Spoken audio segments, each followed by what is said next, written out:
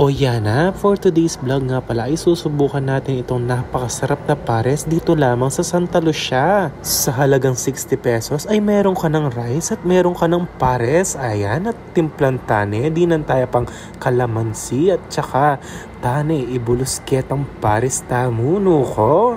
Kaya rimem pendik-dik tang kalamansi, dinan mo naman marakala chili paste at saka may dinan dita kapatis. No ko kanya man na kanine. Wow!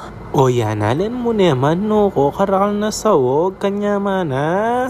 At tay tapang ambulan tane no ko at saka tane lagay keng kekatamon nasi no ko.